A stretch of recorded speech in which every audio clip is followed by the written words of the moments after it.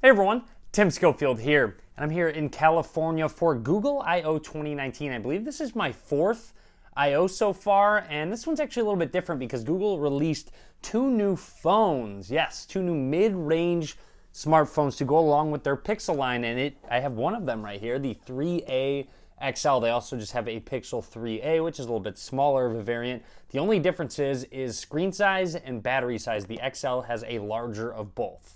Now, what makes these phones so exciting is the very competitive price point they're at. The 3A starts at $400 and the 3A XL is $480. So an $80 price difference between the two, but that base model being at $400 really hits a low price point, especially in comparison to other flagship models out there. Now, what also makes it so competitive is that they've put their flagship style cameras in these phones. Now, if you've been in the market for a mid-range phone and have been a little disappointed with the camera, this might be the way to go. And not only does it have a supposedly great camera, it also has a headphone jack. I will be doing a lot more coverage on this phone, so be sure to click that subscribe button so you're notified. But let's go ahead and get into the full unboxing of the brand new Pixel 3a XL from Google.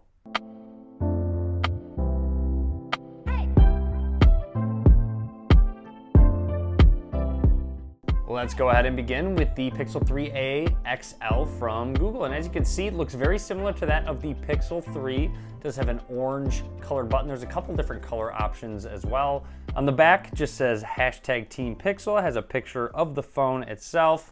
But let's go ahead and open it up for the first time. And right away, we are greeted with that phone itself. Now, a big difference about this one is that it does not have a glass back, which means it does not have wireless charging. I believe it's a polycarbonate on the back, so kind of pretty much just a plastic on the back. So there we just took off all of that specific packaging, and we have the phone itself, which looks a little bit shinier around the edges. Also noticing it does feel pretty light, of course, because it is plastic on the back. I will set it to the side for just a second. Let's go ahead and take a look at what else comes in the box.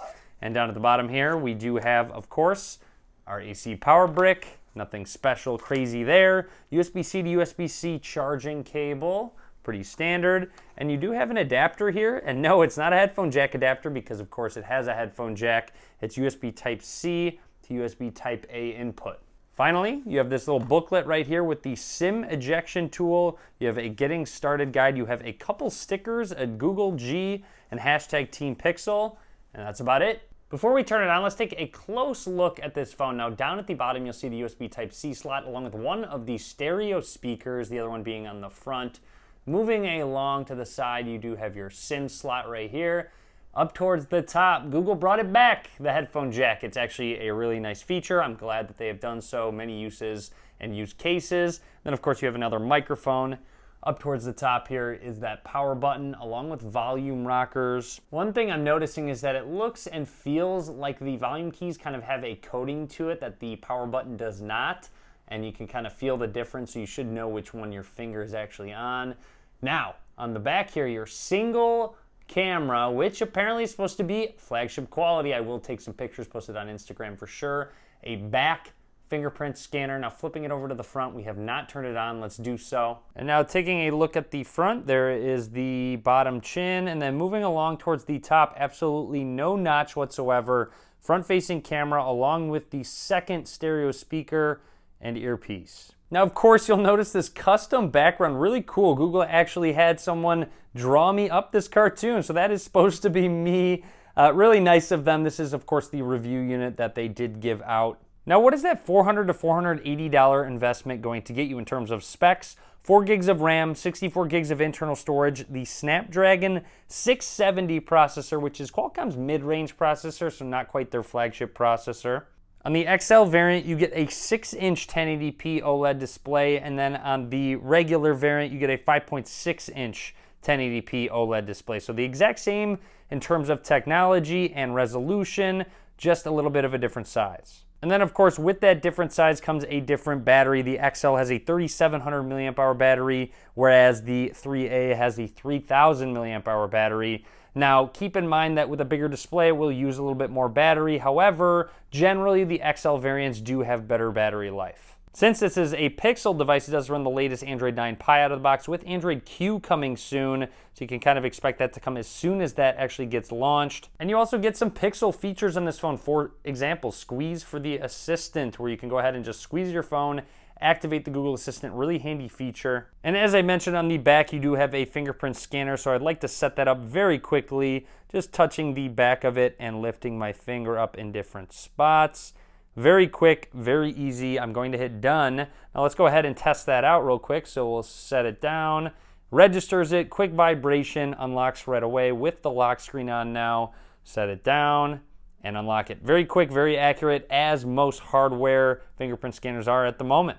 Now I also wanted to open up the camera app for the first time here and go ahead and just snap a couple of quick pictures. And shutter speed feels very quick and snappy, actually. From what I hear from other people that have tested it out as well, the camera actually does a really great job. Now it has all the Pixel features you can expect, such as a portrait mode, panorama. You can go all the way back to camera or shoot some video if you would like to. Now if we go ahead and hop into more, you do have night sight, which you do have to hold still for a little while, but when you are in really low light, you can actually get a usable shot out of it. For those of you that are wondering, jumping into settings, you will see you can actually shoot in 4K 30 frames per second on this phone. Now there are a couple areas that they decided to save a little bit of money, and that is the front glass is actually Dragon Trail glass as opposed to Gorilla Glass.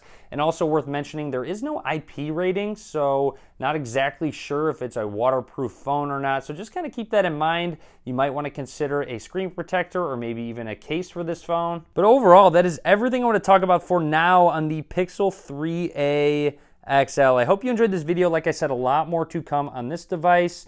And of course, the Android updates coming very soon, so be sure to click that subscribe button. You can follow me on various social media. All links down in the description of the video below. And as always, guys, thank you very much for watching.